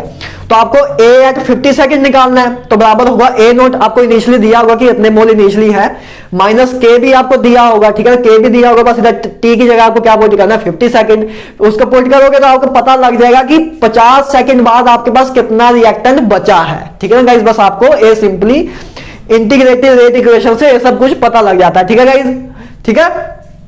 तो आपको इंटीग्रेटेड रेट इक्वेशन पता लग गया है ना, integrated rate equation for zero to reaction A T है ना, ए के स्क्रिप्ट में डी, ठीक है ना, ए नोट माइनस के टी, एटी बराबर ए नोट माइनस के टी, ठीक है गाइस, सिंपल सी इक्वेशन है गाइस। नेक्स्ट देखो थर्ड पॉइंट क्या है, हाफ लाइफ, ठीक है ना। तो छोटा मोटा ही काम रह गया है सबसे इंपॉर्टेंट, लेकिन इसमें टाइम सबसे कम लगता है। देखो हाफ लाइफ क्या होता है, हाफ लाइफ का गाइस मतलब कि जब 50% मतलब रिएक्टेंट का 50% ऑफ रिएक्टेंट जब प्रोडक्ट में कन्वर्ट हो जाए, है ना। टी हाफ मतलब कि जब 50% रिएक्टेंट खत्म हो जाए, या तो ए कह सकते हैं 50% रिएक्टेंट खत्म हो जाए, या तो 50% रिएक्टेंट बन जाए, प्रोडक्ट बन जाए, है ना, इसको कह सकते हो। 50% रिएक्टेंट खत्म हो जाए उसी को सिंपली बोलते हैं हाफ लाइफ, ठीक है ना, कि हाफ लाइफ आधी लाइफ उसकी खत्म हो गई, ठीक है ना। तो देखो टी वैसे तो आपको याद रखना वैसे तो, लेकिन अगर आपको बाई चांस कभी याद ना हो तो आपको क्या करना है, बस देखो टी हाफ मतलब कि जब फाइनल मतलब एट टी पे क्या हो, मतलब हाफ लाइफ में गाइस क्या होता है असल में, हाफ लाइफ में क्या होता है, ए टी जो होता है ए बराबर हो जाता है ए नोट बाय 2 के, कि मतलब आधा ए नोट बाय 2 के होगा ना, क्योंकि टी हाफ क्या होगा, टी हाफ मतलब कि आधा मतलब रिएक्टेंट यूज हो गया, तो अब बचा कितना, आधा ही बचा, तो ए एट टी हाफ क्या होगा ए नोट बाय 2, ठीक है ना। तो बस याद अगर आप कभी भूल भी जाओ तो बस आपको क्या करना होगा, बस ए टी की जगह ए नोट बाय 2 हर एक एक्सप्रेशन में पुट कर दो, आपका टी हाफ आ जाएगा। जैसे देखो एक में पुट करके दिखाता हूं, ए नोट इधर जाकर अगर मान लो आपने ए नोट बाय 2 पुट किया, ए नोट बाय 2 पुट करोगे, ठीक है ना, इधर ए नोट बाय 2 आया, तो इसको जब इधर चला जाएगा, है ना, ए नोट इधर चला जाएगा, अरे क्या माइला देखो ए अपना ए नोट बाय 2 है, ए नोट बाय 2 है, तो इसको इधर लेके आओगे जब, तो ए नोट इधर आ जाएगा, ए बराबर आ जाएगा माइनस के टी के, तो ये कितना आया बराबर माइनस ए नोट बाय 2 के, माइनस ए नोट बाय 2 के आया माइनस के टी के। तो अपने पास ये तो टी हाफ हो गया था ना, टी हाफ निकाल रहे हैं हम, तो टी हाफ अपने पास आया कितना ए नोट बाय 2 के, तो t half of a zero order reaction is A naught by 2 k guys, ठीक है ना, क्लियर है। तो इसी को हम टी 50% भी लिखते हैं ना, टी 50% भी लिख देते हैं। तो गाइस देखो एक सिंपल सा मैंने एक चीज और बताई है जिसको तो आप वैसे याद रख लेना, वैसे तो नहीं तो आप वैसे इधर से निकाल सकते हो कि पहले टी 100 के लिए निकाल लो, ठीक है ना, फिर टी हाफ के लिए निकाल लो, उनकी रेशियो निकालो, तब भी यही चीज आएगी। तो टी 100 बराबर होता है टी 100% मतलब गाइस की पूरी रिएक्शन कंप्लीट होगी, पूरा रिएक्टेंट प्रोडक्ट में कंप्लीट हो गया, तो टी 100 बराबर होगा 2 टाइम टी 50%, ठीक है गाइस, सिंपल सा रिलेशन है जो कि आप निकाल भी सकते हो वैसे, ठीक है ना। तो आई होप क्लियर हो गया होगा, इसमें कुछ ज्यादा कुछ बताने वाला था नहीं, बस आपको चीजें पता होनी चाहिए, ठीक है ना। तो आपने 3 पॉइंट देख लिए, हमने पहले देखा कि differential equation, integrated rate equation देख लिया, हाफ लाइफ देख लिया। अब गाइस इसका ग्राफ देख लो, ग्राफ भी देख लो, कभी कभी आ जाते हैं। तो देखो पहला ग्राफ हमने बनाया एटी और टी के बीच में, एटी और टी के बीच में, देखो एटी और टी के बीच में ग्राफ बनाया। तो देखो गाइस वैसे तो मैं ग्राफ आपको बनाना सिखा चुका हूं काइनेमैटिक्स में, तब भी देख लो, जिन बच्चों ने नहीं देखा पहली बार और देख लो यार, देखो लेकिन सारे लेक्चर कंप्लीट करते आओ, तभी मैं आपको उतना स्कोर दिलवा पाऊंगा जितना मैंने आपको कोर्स के लॉन्च के टाइम बताया था। अगर ऐसे बीच बीच में देखोगे तब कैसे बात बनेगी यार। तो y बराबर mx प्लस सी के होता है, ठीक है ना। तो देखो हमने किसके एटी और टी के बीच में ग्राफ निकालना, तो एटी अपना y है, ठीक है ना, एटी अपना y है, ठीक है, एटी अपना y है, एंड क्या अपना c क्या है, देखो c अपना इधर क्या है ए नोट, है ना, c अपना ए नोट है, mx तो x में हमने क्या लिखा है t, x में हमने t लिखा है, तो अपना t x अपना t है, एंड m अपना कितना है फिर माइनस के, m अपना है माइनस के, तो स्लोप अपनी कितनी है माइनस के, एंड लाइन की इक्वेशन बन रही है ऐसे लाइन है ना, और अपना ए नोट क्या है, ए नोट की वैल्यू a है, इंटरसेप्ट जो कि मैं आपको बता चुका हूं, ठीक है ना। तो पहला ग्राफ तो ये हो गया, ये क्लियर है, ठीक है ना, बहुत सिंपल था, बस लाइन की इक्वेशन हमने देखी है, ए टी और टी के बीच में हमने बस लाइन की इक्वेशन बनाई है, ठीक है ना। सेकंड ग्राफ देखो गाइस, रेट का कंसंट्रेशन के साथ, तो देखो यार रेट का कंसंट्रेशन के साथ कोई रिलेशन ही नहीं है, है ना, उस रेट कंसंट्रेशन में डिपेंड ही नहीं कर रही है जीरो ऑर्डर रिएक्शन में, तो रेट का कंसंट्रेशन पे कोई डिपेंडेंस नहीं है, तो बस उसका ग्राफ है, ठीक है ना, बहुत सिंपल है, ठीक है ना, ये भी हो गया।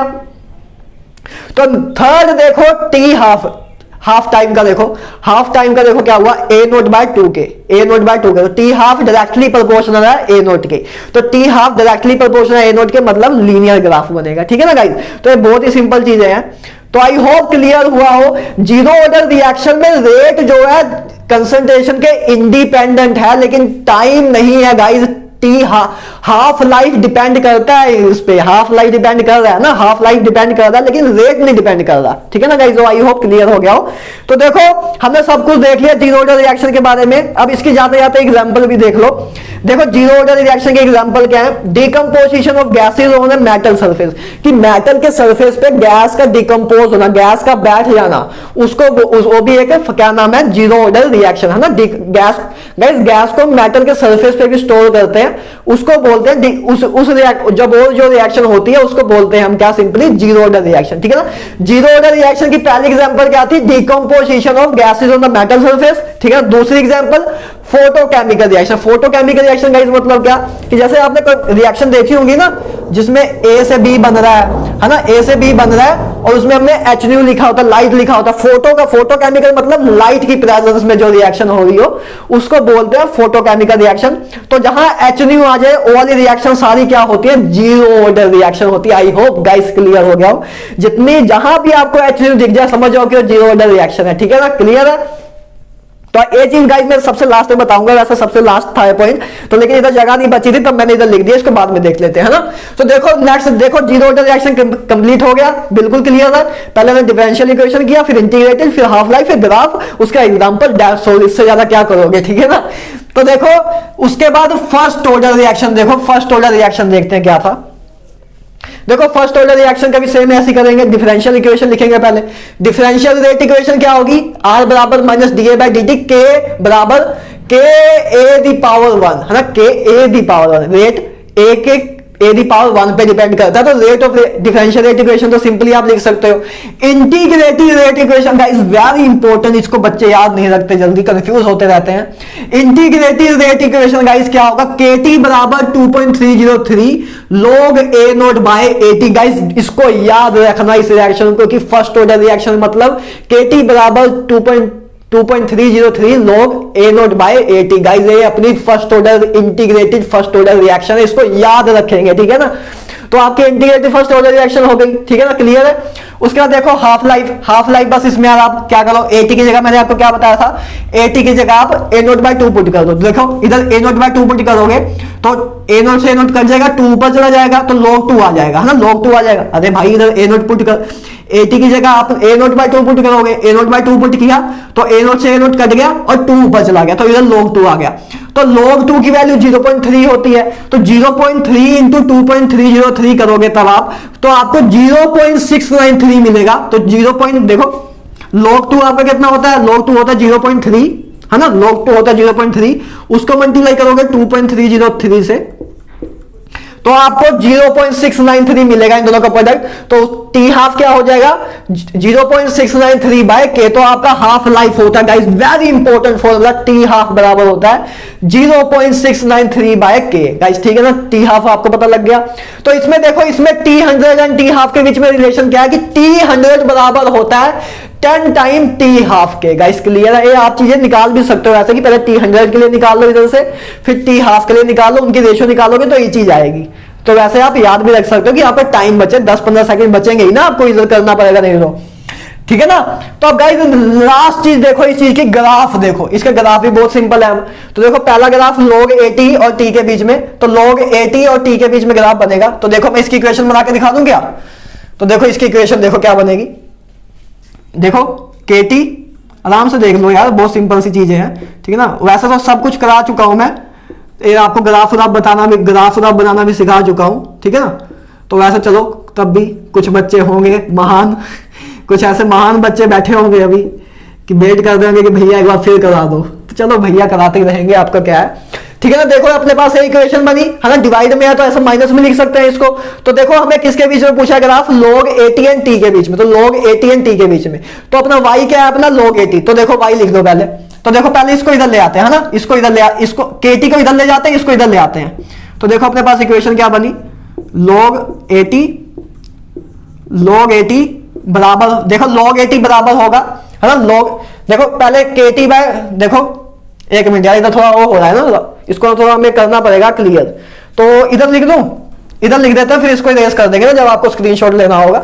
तो देखो kt पहले तो ये तो आपने लिख लिया, उसमें अब देखो k 2.303 को इधर डिवाइड में ले आओ, 2.303 को इधर डिवाइड में ले आओ। तो देखो 2.303, ठीक है ना, सिंपल सा मैं लिख रहा हूं। तो देखो log यही है ना, तो आगे निकल जाओ, स्किप कर दो, नीट वाले देख लो, ठीक है ना। तो देखो ये अपने पास इक्वेशन आ गई, ठीक है ना, तो ये अपने पास इक्वेशन आ गई। अब देखो हमने y निकालते हैं, y बराबर mx प्लस सी करता है, तो y अपना a है। तो देखो y इधर ले आओ पहले, क्योंकि y पॉजिटिव में रख रहे हैं ना, तो y पॉजिटिव में आएगा। तो log 80 y अपना a आ गया, ठीक है ना, इधर अपना log a नोट रहा ही, और इसको इधर ले आओ, इसको इधर ले आओ, ठीक है ना, log a note minus kt, बस यार सिंपल सी इक्वेशन बनाना है और कुछ नहीं करना है, ठीक है ना। बस आपने देखो log a अपना y है ना, y अपना log 80 है, तो देखो y बराबर c प्लस mx है ना, तो c प्लस mx, a अपना c है, log a नोट अपना c है, m x अपना क्या है t, x अपना t है, m अपना क्या है माइनस k बाय 2.303, तो अपनी स्लोप आई माइनस k बाय 2.303, ठीक है ना। बस राशि मैंने नीट वाले बच्चों के लिए कर दिया, ठीक है ना। तो आई होप क्लियर हो गया, और इसको इरेज कर देते हैं है ना, इसको इरेज कर दो ना, स्क्रीनशॉट ले लो इसका, लेना नीट वाले बच्चे ले लो, 1 2 3, ठीक है ना। तो इसको नहीं तो ऐसा देखने में अच्छा नहीं लगेगा ना कि आप स्क्रीनशॉट लोगे, तो उसके में थोड़ा घपला सा हो जाता है, तो इसलिए मैं इसको इरेज कर देता हूं, ठीक है ना, कुछ और इरेज ना हो जाए। तो गाइस अब तो वैसे आपका चैप्टर फिनिश हो गया लगभग, ठीक है, थोड़ा बहुत छोटा सा रह गया अब तो काम, अब तो कुछ नहीं रह गया, ठीक है ना। तो इसके बाद हम क्वेश्चन करेंगे इसके जबरदस्त, देखते हैं कैसे कैसे क्वेश्चन जबरदस्त मिलते हैं आपको, ठीक है ना। तो अब देखो गाइस इसका, उसके बाद ये देखो टी हाफ और ए नोट के बीच में भी आप देख लो ग्राफ। अच्छा पहले, अच्छा हमने ये किया ना, अभी ये दोनों रह गए। तो देखो रेट का कंसंट्रेशन के साथ डायरेक्टली साइन है ना, डायरेक्टली प्रोपोर्शनल है, तो रेट कंसंट्रेशन के डायरेक्टली प्रोपोर्शनल है। टी हाफ का ए नोट के साथ देखो भाई साहब, टी हाफ का ए नोट के साथ कोई रिलेशन ही नहीं है, मतलब टी हाफ ए नोट पे डिपेंड ही नहीं करता है, समझे। इधर एक कंफ्यूजन क्या क्रिएट हो सकती है, इधर एक कंफ्यूजन ये क्रिएट हो सकती है कि जीरो ऑर्डर रिएक्शन में आपको पता है कि रेट कंसंट्रेशन पे डिपेंड नहीं करता, लेकिन जीरो ऑर्डर का टी हाफ जो है, जीरो ऑर्डर का जो टी हाफ है वो ए नोट पे डिपेंड करता है। आपको फर्स्ट ऑर्डर रिएक्शन का पता है कि ए नोट डिपेंड करता है रेट पे रिएक्शन के, लेकिन टी हाफ नहीं करता, तो ये कंफ्यूजन क्रिएट हो सकती है, इसको दिमाग में रखना, ठीक है ना। जहां मैं बता दे रहा हूं कहां से गलतियां होगी आपसे, ठीक है। तो रेट भी हो गया, तो टी हाफ भी हो गया अपना, ठीक है ना। तो गाइस उसके बाद देखो एक चीज और मैंने लिखी है, वही चीज लिखी है कि रेट कांस्टेंट टेम्परेचर पे कैसे डिपेंड कर रहा है, जैसे हमने हैंडरसन इक्वेशन की थी इक्विलिब्रियम में, उसमें बस हमने क्या, इसमें और उसमें देखो सब कुछ सेम ही लग रहा है, बस उसमें हमने क्या लिया था, EA की जगह डेल्टा H लिया था। केमिकल किनेटिक्स में हम एक्टिवेशन एनर्जी का यूज करते हैं, तो इधर हमने बस EA लिया, बाकी सारा फॉर्मूला वही है कि log K2 बाय K1 बराबर है EA by 2.303 1 by T1 minus 1 by T2, ठीक है ना। बस इतना याद रखना, इक्विलिब्रियम या थर्मो इक्विलिब्रियम में हम डेल्टा H ले रहे थे, और क्या केमिकल किनेटिक्स में EA लेते हैं, हम एक्टिवेशन एनर्जी का यूज करते हैं, ठीक है ना। तो आपका बता दी ये चीज जो मैंने आपको एक्सप्लेन भी की थी उधर, तो बस आपको इस रिलेशन से सिंपल ये पता लगा कि K कैसे टेम्परेचर पे डिपेंड कर रहा है, ठीक है गाइस, सिंपल है। उसके बाद लास्ट चीज देखो nth order reaction, guys nth order reaction के लिए भी लिख लेते हैं ना, फर्स्ट ऑर्डर जीरो ऑर्डर लिख लिया, फर्स्ट ऑर्डर लिख लिया, अब मान लो आपको पूछ लेगी थर्ड ऑर्डर रिएक्शन के लिए, फोर्थ ऑर्डर रिएक्शन के लिए, तो उसके लिए एक जर्नल हमने लिख लिया है, बस आप उसमें इनपुट कर दोगे तो आपकी सारी इक्वेशन आ जाएंगी, ठीक है ना। तो देखो रेट डिफरेंशियल रेट इक्वेशन क्या बनेगी इसकी nth ऑर्डर के लिए, माइनस DA बाय DT और K बराबर K A the concentration N, है ना। अब N आ जाएगा, जैसे हमने फर्स्ट ऑर्डर रिएक्शन में 1 लिखा था, N में N आ जाएगा, ठीक है ना, और 0 में 0 लिखा था, तो सिंपल सी पहली चीज तो सिंपल ही है, उसमें तो कुछ बताने का जरूरत ही नहीं है। देखो इंटीग्रेटिव इक्वेशन क्या होगी इसकी, KT बराबर 1 बाय N माइनस 1, N क्या है गाइस, ठीक है ना, N आपको पता है ना, ऑर्डर ऑफ रिएक्शन, ऑर्डर अभी तक हम ऑर्डर ही करते हैं ना N को, N अपना ऑर्डर ऑफ रिएक्शन, KT बराबर 1 by N minus 1 1 by AT, है ना, 1 बाय AT, AT वाला है ना, A मतलब कंसंट्रेशन एट टाइम टी 80 में पावर कितनी guys, n minus one by A note n minus one, ठीक है ना, इन दोनों में n माइनस वन हमने पावर रखी है, ठीक है ना। तो आपका ये बस क्या इंटीग्रेटेड रेट इक्वेशन है nth ऑर्डर के लिए गाइस। बस इसमें आप n इक्वल टू 1 नहीं पुट कर सकते, बाकी आप जो मर्जी पुट कर सकते हैं ना। इसमें n इक्वल टू 1 पुट करोगे तो इन्फिनिटी आ जाएगा। बाकी सब जगह आप जीरो ऑर्डर रिएक्शन भी इसी से निकाल सकते हो। इसमें जीरो n की वैल्यू जीरो पुट कर दो तो इक्वेशन आ जाएगी, n की वैल्यू 2 पुट करोगे तो सेकंड ऑर्डर रिएक्शन आ जाएगी। ऐसे आप सब निकाल सकते हो, ठीक है ना गाइस।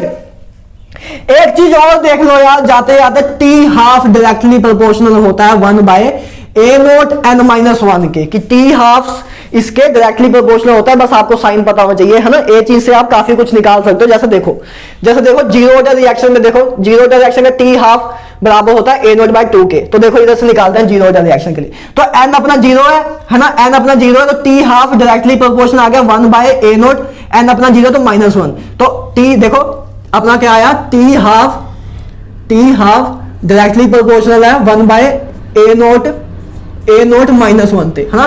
तो ये जब ऊपर जाएगा तो टी मतलब सीधा ये आएगा कि टी हाफ डायरेक्टली प्रोपोर्शनल है ए नोट के। तो ये चीज हमने लिखी भी थी, टी हाफ डायरेक्टली प्रोपोर्शनल है ए नोट के, है ना। वही चीज हमने लिखी थी। जब देखो फर्स्ट ऑर्डर रिएक्शन के लिए, देखो फर्स्ट ऑर्डर रिएक्शन के लिए क्या होगा n1, तो देखो ए नोट की पावर जीरो हो जाएगी, तो टी हाफ ए नोट पे डिपेंड ही नहीं कर रहा, जैसे हमने देखा था टी हाफ ए नोट पे डिपेंड नहीं कर रहा। तो इससे आप टी हाफ और ऑर्डर के बीच में रिलेशन निकाल सकते हो कि आपको टी हाफ दिया हो तो आप n निकाल सकते हो आराम से, ठीक है गाइस। तो आई होप गाइस क्लियर हो गया। तो लास्ट चीज देखो temperature coefficient. Guys temperature coefficient क्या होता है, पहली बात इसको म्यू से डिनोट करते हैं। इसका टेम्परेचर कोफिशिएंट एक टर्म है गाइस, है ना, एक क्वांटिटी है बस।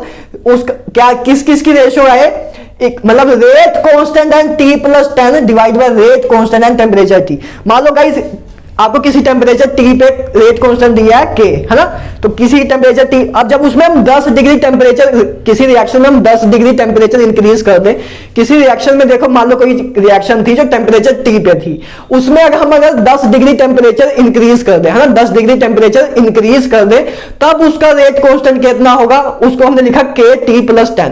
तो के टी प्लस 10 डिवाइड बाय के टी की रेशो ही टेम्परेचर कोफिशिएंट होती है ना। ठीक है, सिंपल सी चीज है कि आपको रेट कांस्टेंट है टी प्लस 10 पे, है ना, टेम्परेचर टी मतलब टेम्परेचर, आपको रेट कांस्टेंट टी टेम्परेचर पे दिया होगा, रेट कांस्टेंट है टी प्लस 10 डिग्री टेम्परेचर पे, तो बस इन दोनों की जो रेशो होती है उसको बोलते हैं टेम्परेचर कोफिशिएंट। That's all. आपका पूरा केमिकल किनेटिक्स ओवर हो गया पूरी डिटेल्ड वे में, ठीक है ना। तो अब इसके हम नेक्स्ट वीडियो में क्वेश्चन करेंगे, ठीक है ना, बहुत ही प्यारे क्वेश्चन करेंगे। आई होप आपको आज मजा आया हो, ठीक है ना। तो मिलते हैं नेक्स्ट वीडियो में, तब तक good bye, have a nice day. इसका आप स्क्रीनशॉट ले लेना, मिलते हैं नेक्स्ट वीडियो में, ठीक है ना, इसका स्क्रीनशॉट ले लो।